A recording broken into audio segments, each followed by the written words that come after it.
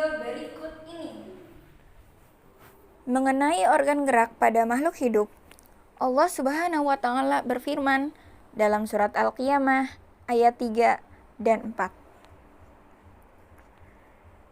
A'udzu billahi minasy syaithanir rajim. Bismillahirrahmanirrahim. Ayahsabul insanu allan najma'a idhamah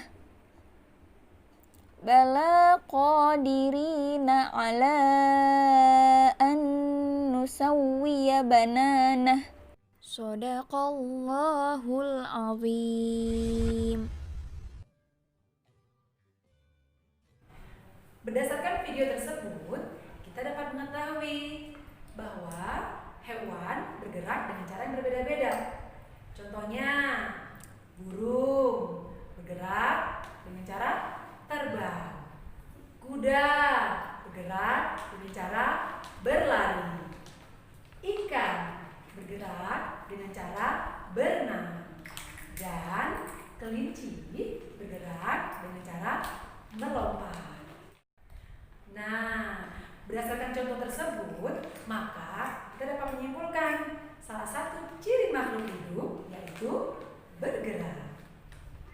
Makhluk hidup akan bergerak apabila mendapat rangsangan yang mengenai sebagian atau seluruh bagian tubuh. Organ gerak manusia dan hewan menggunakan organ gerak yang tersusun dalam sistem gerak. Organ gerak berguna untuk berlari, berjalan, memanjat, melompat, berenang, dan lain-lain.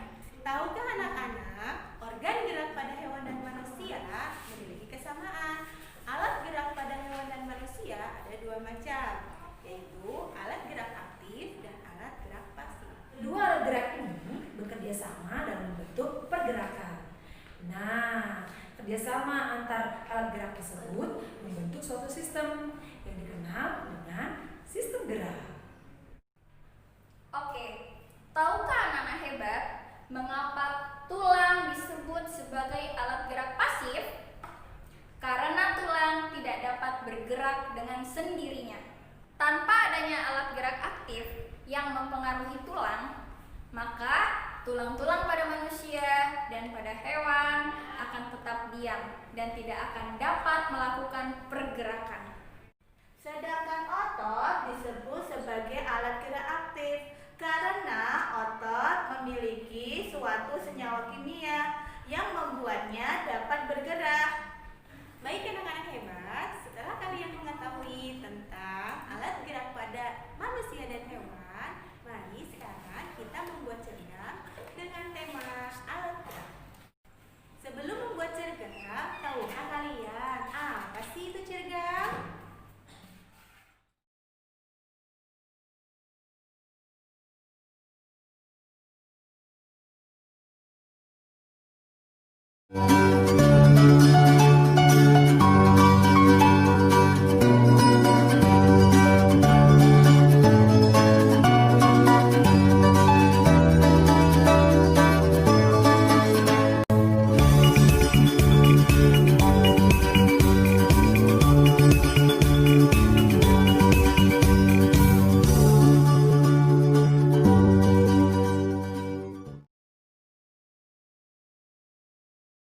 Oke, setelah kalian membuat cergam, nah sekarang coba kalian ceritakan kembali dalam bentuk sebuah paragraf. Dalam sebuah paragraf terdapat sebuah gagasan pokok atau ide dan gagasan pendukung. Nah, apa sih yang dimaksud dengan gagasan pokok atau gagasan pendukung? Penasaran kan? Yuk kita cari tahu. Gagasan atau ide pokok merupakan gagasan atau ide yang menjadi dasar sebuah paragraf. Ide atau gagasan pokok ini ada pada kalimat utama. Nah, untuk membuat sebuah paragraf, kalimat utama ini harus ditambahkan dengan kalimat pengembang. Nah, kalimat mengembang bisa 1 atau 2 kalimat, bahkan lebih. Dari situlah kita dapat membuat paragraf. Kita lihat lagi contoh paragraf yang tadi ya. Nah, di sini kita menemukan kalimat utamanya yaitu organ gerak hewan dan manusia yang memiliki kesamaan. Lalu, ide pokoknya apa? Kita dapat simpulkan bahwa ide pokoknya yaitu kesamaan organ gerak hewan dan manusia. Nah, terkait kalimat utama ini tidak melulu ada di awal paragraf. Ada yang di akhir, ada juga yang di awal dan di akhir, yang disebut dengan campuran. Baik anak-anak, Ustazah sudahi dulu ya, semoga bermanfaat. Terima kasih.